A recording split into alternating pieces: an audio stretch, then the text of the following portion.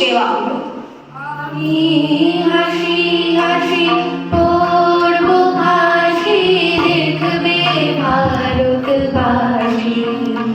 আমি হাসি হাসি পড়ব ফাঁসি, দেখবে ভারতবাসী।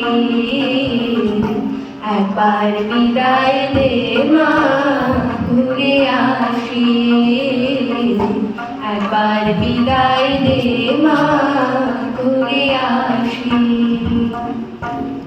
9 এপ্রিল 1918 মাস্টারদা সূর্য সেন ও তার 65 জন শিষ্য মিলে পরিকল্পনা করে চট্টগ্রামে ব্রিটিশ পুলিশের অস্ত্রাগার লুট করে এবং তারপরে লুকিয়ে আশ্রয় নেয় জালালাবাদ পাহাড়ে। ঠিক 4 দিন পর ব্রিটিশ বাহিনী খুঁজে বার করে মাস্টারদা ও তার সঙ্গীদের।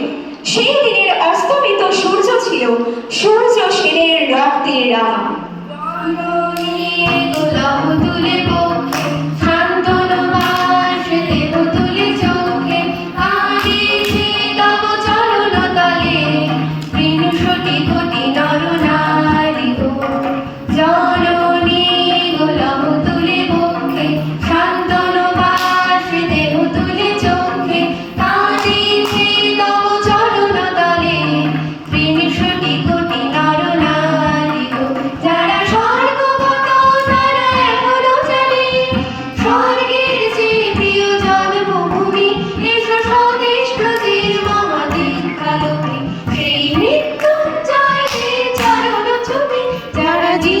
জাতির বুকে জাগালো আশা, মৌন মলিন মুখে ফোটালো ভাষা। তারা জীর্ণ জাতির বুকে জাগালো আশা, মৌন মলিন মুখে ফোটালো ভাষা। আজি রক্ত কমলে গাথা, আজি রক্ত কমলে গাথা মাল্য পানি। বিজয় লক্ষ্যে দেবে তাদেরই গলে, মুক্তির মন্দির শোভানো তলে। কত প্রাণ হলো বলিদান, লেখা আছে অশ্রু জলে। লাগবে, ওটা লাগবে, ওটা লাগবে ওখানে।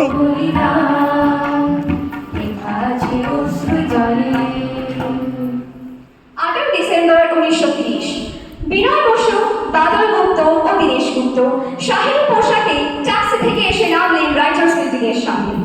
সোজা উঠে গেলেন দোতলায়, সামনেই সিমসনের ঘর। তার রক্ষীদের ঠেলে ঢুকে পড়লেন ভিতরে। বন্দুকের আওয়াজে গর্জে উঠল রাইটার্স, লুটিয়ে পড়লেন সিমসন। এরপর রাইটার্স বিল্ডিং এর অলিন্দ বারবার কেঁপে উঠল বিপ্লবীদের গুলির শব্দে। তারপর টেলর সাহেব ঘিরে ফেললেন বিনয়, বাদল ও দীনেশকে।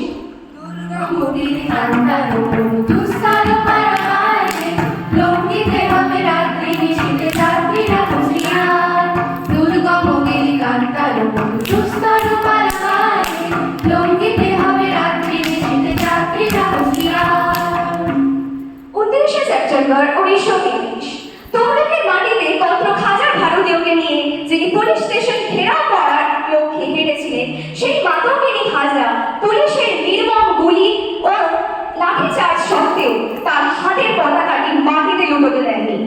আর ঠিক তার পরের বছর 1943 সালের 30 ডিসেম্বর জাপান সরকারের অধীনে থাকা আন্দামান দ্বীপ হস্তান্তর করা হয়।